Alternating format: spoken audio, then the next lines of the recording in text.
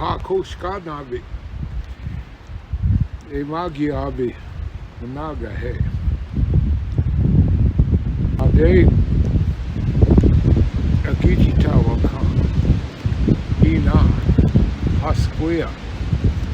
So I just said the name Buster Moore. My Indian name is Bullhorn. My father's name was Holy Soldier, Ed Moore Sr. And my mother's name, Ella Mae Moore Longknife, is Tall Woman. I've lived in Hays here for probably the last 12 years, but I raised my family on White Bear Creek between Harlem and Dotson. I have a house, and that's where all my land is. So I lived there most of my life. I lived in Standing Rock, North Dakota, probably all growing up, but I call this place home, Hays.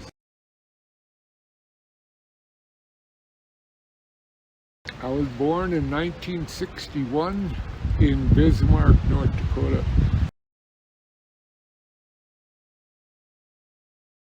I am enrolled Assiniboine, Nakoda, and I am a descendant of the Grovant tribe, Aaniiih. My mother's enrolled Grovant here, and my father is Spirit Lake Sioux. He's enrolled in North Dakota, Spirit Lake. So that's all I am. I think that's enough.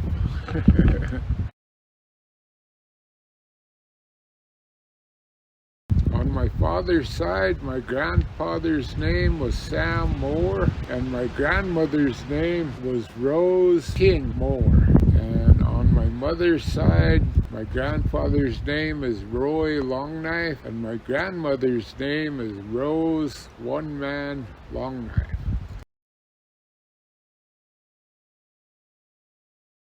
Yes, I have 6 children. My oldest daughter's name is Heather. Second oldest daughter's name is Genevieve. Third oldest daughter who passed away is Stella. My oldest son is Raymond. My next son is Eddie. And then my daughter is Coco. It means that everything on this earth, Mother Earth, is my relative.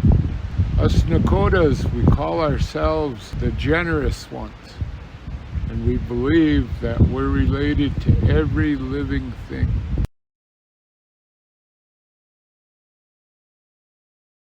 Okay, I went to elementary school. I went to elementary in California and at Standing Rock, North Dakota. Junior high at Standing Rock, North Dakota, and high school at Bismarck, North Dakota. Sure, I guess I've worked with buffalo mostly all my life. Ever since I was a little boy, my dad used to take care of buffalo herds, Standing Rock. And then I start working with this buffalo program here, Fort Belknap. But I've kind of always been around buffalo, got a real connection to the buffalo. I've always worked with youth, young people, put on 28 youth camps over in Beaver Creek with my dad in my younger life. I've worked with the Boys and Girls Club, Head Start. I think my last job was working with suicide. I've been a suicide advocate for our tribe for many years. Try to help people when they're suicidal, or try to help people not become suicidal, using our traditional ways and our culture to prevent. Buffalo. Yeah, I would say buffalo, and I love to fish, and so I fished all my life. And deer meat and elk. I love to hunt and fish. So food from the earth, Mother Earth. Ride horses, train horses, hunt and fish. chase girls. I wasn't very fast either.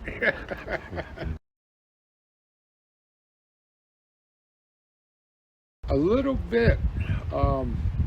My grandmother Rose used to speak Indian to us all the time when we would raise Cain and get in trouble. She would scold us in Indian. Well, I got to go back.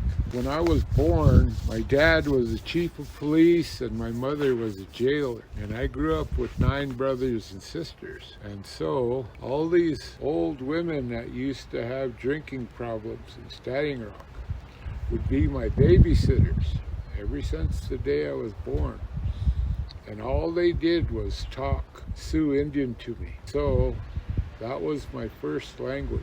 And when we moved to California, I had nobody to talk to, so I kind of lost that. It. Still to this day, I dream. And I dream in the Sioux Indian language. And I can understand it. And I teach Nakoda language now, and they're almost the same. Just a little bit of difference. Nakoda, Dakota, and Lakota. I could understand all 3, and I could speak Nakoda the best. California was good. I grew up in the 1960s there, but it was very violent and very turbulent.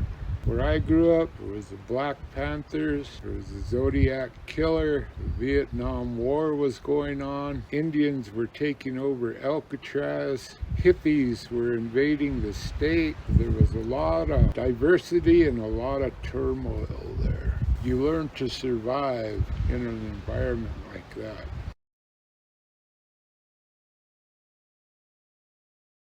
Standing Rock was great, still is.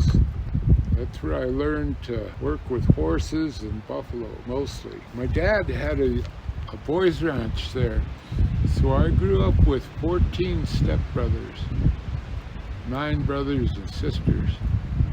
All my stepbrothers, they could talk Sioux too. That was their first language. So we lived, survived, and worked. We did it in both languages, so it was good.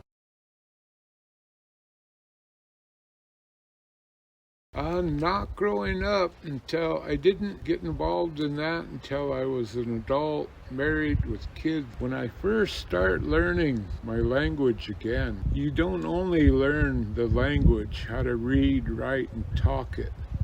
You learn our culture, our whole culture. Anyway, I did, and with that is how I got involved in our cultural ceremonies. I had to understand Fort Belknap, our ancestral homelands, our tribe, our language, and our culture, who we are. The Catholic Church, yeah, it was. My mother was a Catholic, and my father was for a long while. And then in their golden years, they quit the Catholic Church because of all the damage it has done to their immediate family and to them. They both were in Catholic boarding schools, and my dad watched Catholic Church kill one of his sisters when he was a little boy. In his golden years, it come out, and he remembered that, and he just quit going to that church. My mother was abused, wasn't able to talk her language. She got her hair cut and really physically abused when she had to go to Catholic boarding school. Couldn't come home either. They wouldn't let her home. Wouldn't let her folks go get her. So it was, and when I got involved, when I was involved, then I start thinking for myself, thinking as a Grover, and seeing the truth, what the Catholic Church has done to my family and our people as a whole. And so I quit supporting them. You can't live a good life and support something that's so bad for all of us. In all aspects of this world, We need respect. It's hard for elders around here, like myself. I'm sick. My wife is sick. We're elders, and we need help. Not a lot of help, a little bit of help. We got a granddaughter that we have to keep. She's autistic. When I ask for help, I can't get help from my tribe. When I ask for help, I can't even hire people to help me. So like, I'm not supposed to lift over 2 pounds. So just getting firewood in my house, I'm not supposed to lift that. My wife can't lift it. Just little things like that. Having the right bandages and medical supplies, that would really help. Things like that, they're basic needs. We shouldn't have to ask for them. I went to an elders meeting about a month ago, and we had our tribal council members there, and we were telling them these problems and asking for help. And they weren't paying attention to us. They would just say, oh, write it up and bring it to the council. And that was so disrespectful. Oh man, I didn't like that. I got mad at them. And I said, hey, you young guys, you're sitting there and you got a good job and you got $1,000 phone in your hand and you're not paying attention. And we're the ones who raised you and gave you a good education, gave you that big roll on the side of your pants. We took care of you all your life. You never wanted or needed anything because of us. And now we're asking you for a little bit of help and you won't pay attention. Write it up and bring it to us, and then we'll have a council meeting and decide on it. We shouldn't have to ask for things like that. They should just be available to us. That's really disrespectful in my eyes. I'm a man. I made a living and I raised my kids, and I never had to ask for help in my life until now. I'm a little bit sick right now, but I'm getting stronger and stronger every day. And pretty soon I ain't gonna need their help. It might come a time when they're gonna need my help and it ain't gonna be there for them. That's disrespectful. And I hate to say that, but that's the way it is, you know, and that's what's gotta change. Oh, I'm probably a 7 or an 8. I don't consider myself really fluent because I can't talk like my elders talk. I could understand them, but I can't talk the way they talk. When you learn your language, you see this whole world way differently. You see it through the eyes of your people who lived here before the white man, because they talked a certain way different from English, and they seen the world way different than we do with our English language. And so I don't consider myself a fluent speaker. Understander, I probably am, but not a fluent speaker, because I'll speak and it'll sound like it really would. If I developed the sentences by myself, sound like a white man talking Indian. Doesn't sound like my elders the way they would talk. It don't. It's not the same. When they talk, the way they structure their sentences is way different. It makes you think different. It makes you see different. And that's why I always try to encourage people to learn their language first and foremost. Because if you learn your language, you can learn your whole culture. You can learn your land base. You can learn your family, your tribe. You can learn about these rivers and these mountains, Mother Earth. You know, they tell us that if you dig down 10 feet anywhere on this planet, especially in Montana, you could dig down 10 feet anywhere and you'll find the bones of our people. You'll find the bones of the buffalo. We're 10 feet deep, so every time you walk on that grass, every time you touch the earth, you're touching your relatives. You're touching that buffalo. And that's what's making everything grow. And it's nourishing us. That's why we're still here. Those are all our relatives. Just grab some earth.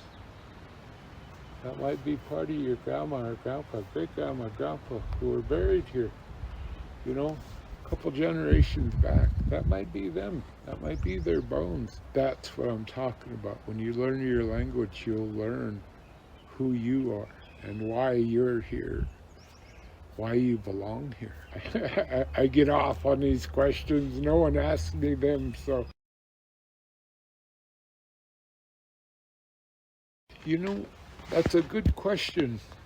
As sick as I am and as many things that go against me, I love my life on this reservation. I do. If I didn't like it, I wouldn't be here. I love looking out my window. I love sitting here, looking at these trees, all of this. We live in one of the most beautiful spots on earth. You just got to see it and enjoy it and appreciate it.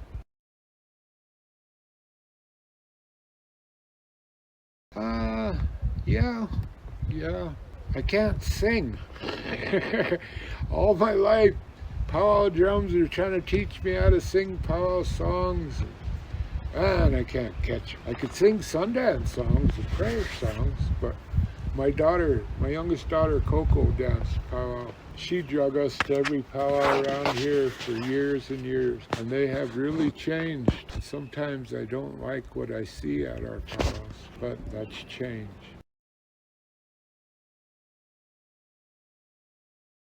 My dad, I guess, yeah. I was a very lucky human being. I grew up with a father that, to me, he is always a man that's bigger than an average man. I've had Hooterites tell me my dad was a man and a half. I've had my grandmother and other of my elders tell me how great my dad was. And I seen it. My dad was the first Indian to ever go to the National Golden Glove boxing tournament as a heavyweight. He was in the semifinals. He was one fight away from fighting Joe Frazier. He knew Joe Frazier, Buster Matheson, Muhammad Ali. He knew all them guys, and they were scared of him.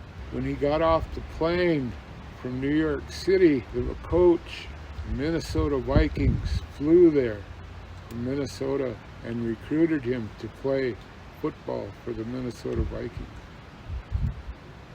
In the Korean War, he was the United States Army light heavyweight champion of the world. He won that boxing tournament in Japan, Tokyo, Japan. He was chief of police here at Fort Belknap, Belcourt, North Dakota, standing around. I watched him make chariots. I watched him make harnesses. And I watched him make horses and do his own chariot races and teams. And he built all that stuff from scratch with his hands. He taught welding for 30 years. He could do damn near anything he wanted to do. And that's who I grew up with. And that's who raised me. And so my dad was my biggest influence. If they learn their language, they'll learn who they are, where they come from, who their family is. They'll learn our culture, our spiritual, traditional ways, and it'll help them in their life. It'll help them stay away from things that are not good for our people. Drugs, alcohol, suicide, all those enemies. If they learn their language, they won't go around them, almost guaranteed. You talk to anybody around here who knows their language, ask them if they do drugs, ask them if they drink, ask them if they smoke marijuana or fentanyl, all that bad shit. They'll tell you no. And that comes from learning your language.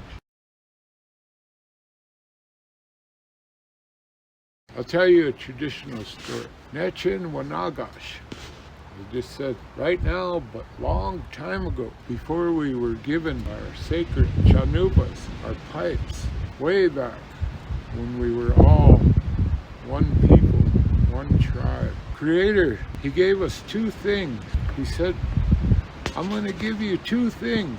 This is your relative. This is your brother. The first one I'm going to give you, and that's a buffalo. That buffalo is going to give you everything you need to live this life here on Mother Earth.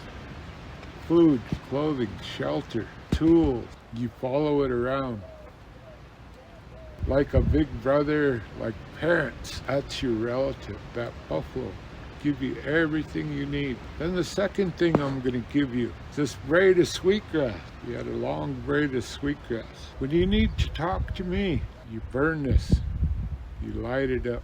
You wash yourself with it. You talk to me. That smoke will come directly to me, and I'll listen to you. I'll hear your prayers, your thoughts, your concerns. That's all you need to live a good life here. This is like the Garden of Eden for us. We have everything we need. Buffalo, sweetgrass. Creator gave that to us as people. And then later on, things happened. The white man came. Then he came and he gave us our pipes. We needed a little bit more, so we got a pipe now to raise a pipe to speak with Creator. Bless all our people. Ask for good things. That was told to me a long time ago. And so I believe it. It's part of our culture, part of how we communicate with Creator God. He told us that's how we do it. That's our way. That pipe is our sacred covenant. Like you asked me about Catholics and Christianity earlier. Their sacred covenant is that piece of bread and that wine, the body of Christ, the blood of Christ. Our sacred covenant is that pipe ceremony. That's ours. And the more we stay with what was given to us and what's ours, the better off we're going to be. If we went to Africa and tried to be Africans, you know, it may not work for us. That's their way. That's not our way. We stay with our way. So that's the story I wanted to share with you guys. It's short. There's a lot more to it, but that's pretty much it in a nutshell. I would really like for our younger generation, my children, your children, to know that and think about that. It's good. It's been good for me in my life, and it'll be good for everybody else because it was God-given. This stuff, this knowledge, our cultural ways, it's supposed to be given freely, and I do. I share with it freely with anybody who asks me.